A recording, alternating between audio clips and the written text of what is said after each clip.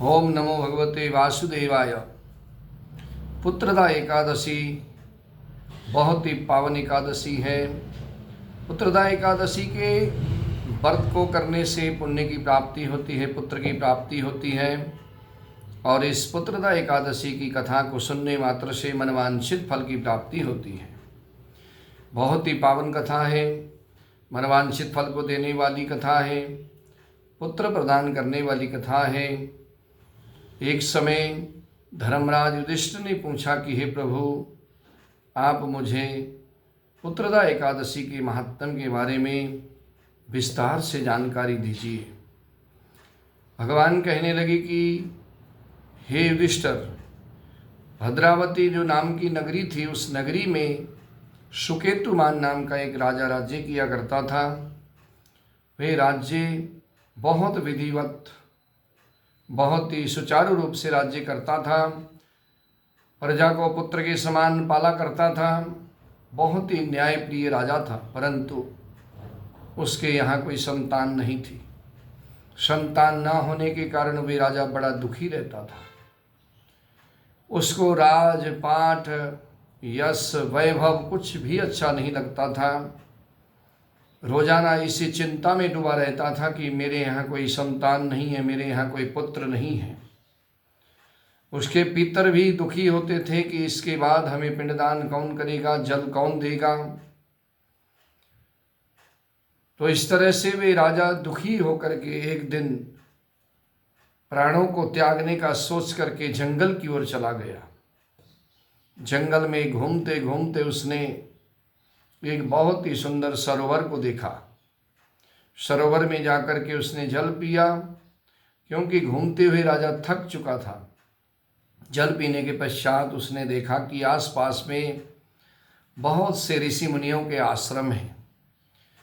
आश्रमों को देखा तो उसको शुभ संकेत होने लगा। राजा प्रसन्न होकर के ऋषि मुनियों के पास गया, उनको दंडवत प्रणाम किया।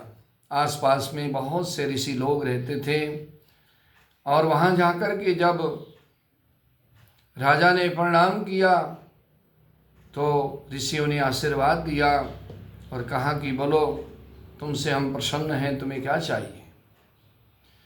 तो राजा ने पूछा कि आप कौन हैं और यहाँ आप लोग कब से रहते हैं। तो ऋषियों ने कहा कि हम तो पुत्रदा एकादशी के महात्म के कारण यहाँ पर आए हैं स्नान करने के लिए, क्योंकि आज पुत्रदा एकादशी है, बहुत ही पुण्य को देने वाली, इसलिए हम लोग यहाँ स्नान करने के लिए आए हैं।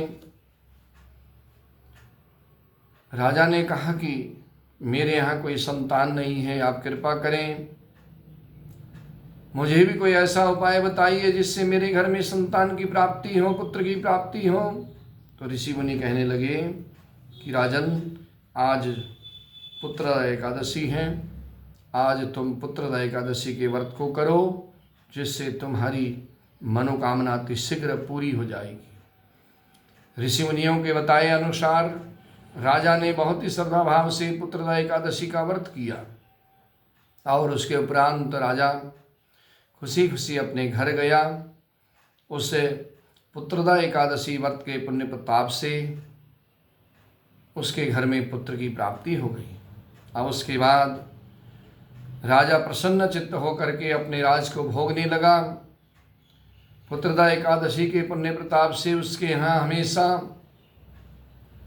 सुख समृद्धि और खुशहाली बनी रही। भगवान की कृपा से उसकी मनोकामना पूरी हुई। तो जो भी कोई इस पुत्रदा एकादशी के व्रत को करता है, पौष मास शुक्ल पक्ष में जो एकादशी आती है, उस एकादशी को पुत्रदा एकादशी कहते हैं। पौष मास में आने वाली पुत्रदा एकादशी का जो भी कोई व्रत करता है, उसके मनोकामना अति शीघ्र पूरी होती है। जो कोई पुत्र की कामना से इस व्रत को करता है, उसके यहाँ पुत्र संतान की प्राप्ति होती है। भगवान की कृपा से उनकी सभी मनोकामनाएं पूरी होती हैं। और जो भी कोई श्रद्धा भाव से इस कथा को, इस महात्म को श्रवण करता है, इस कथा को श्रद्धा भाव से सुनता है, भगवान की कृपा से उसके घर में हमेशा सुख और शांति बनी रहती है, धन धान्य की वृद्धि होती है, कारोबार में उन्नति होती है और सभी मनोकामनाएं भगवान की कृपा से पूरी होती हैं। ओम नमो भगवते वासुदेवाय।